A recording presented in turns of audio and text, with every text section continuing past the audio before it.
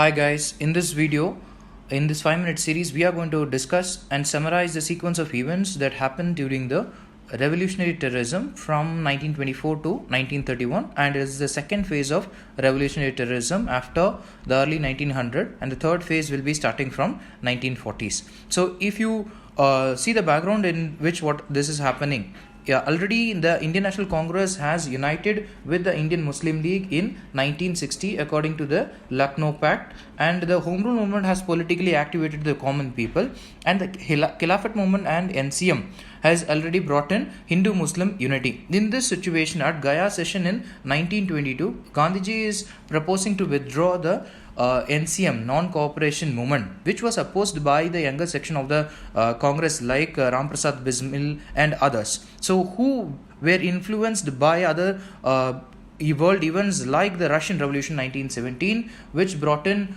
a complete change in the existing form of the government, which overthrew the Tsarist government by the common people. And the journals like Atma Shakti or Sarathi, or the novels like Bandi Jeevan, which was written by Sachin Sanyal, also supported the idea of a revolution or revolutionary terrorism. And later a book called as The Philosophy of Bomb by B.K. Bhagwati Charan Ohra also supported the idea of a revolutionary terrorism to arouse the people through patriotism by killing of unpopular British officials. So in this phase, there were two major centers of revolution. If you could see the map, in one was Bengal, and the second zone was in the western side, that is starting from Punjab, UP, and even up to extending up to Bihar. So these are the two phases in which we will start with Punjab, in which the HRA, Hindustan Republic Association, or earlier named as Army, played a major role starting from, if you see the timeline, 1924.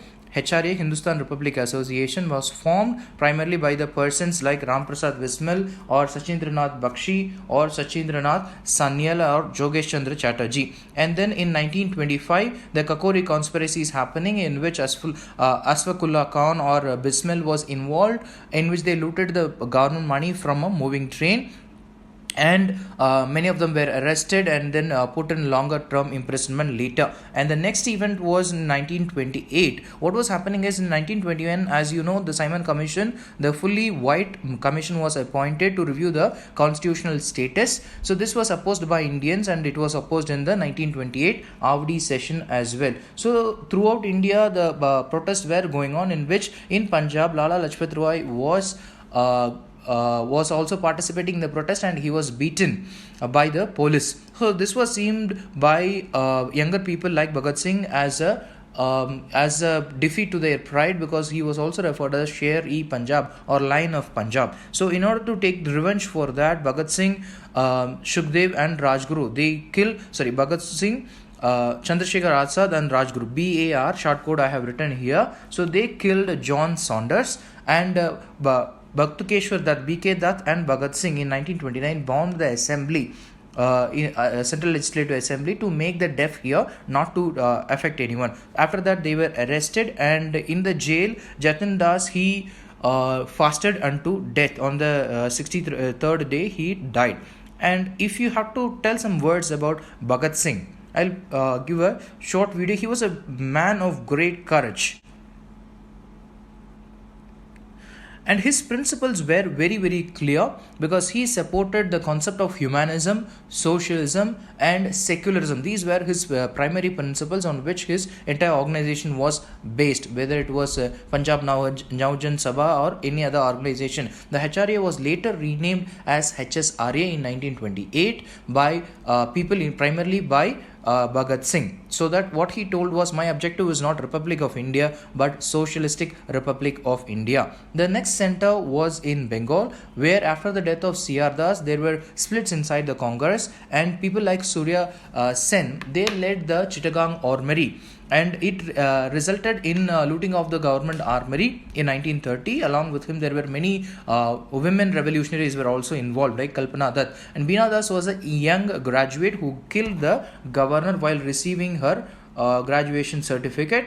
and Santi Ghosh and Suniti Chaudhary were the school girls who shot dead the district magistrate in order to show their fight against the Britishers. So if you could clearly see that this was a phase wherein the fire of freedom was kindling in the hearts of the people. So in 1929, what was happening was that the British wanted to negotiate with Gandhi, and they negotiated to withdraw the civil disobedience movement or the Dundee March, and in which they also agreed to release the political prisoners who were not involved in violence.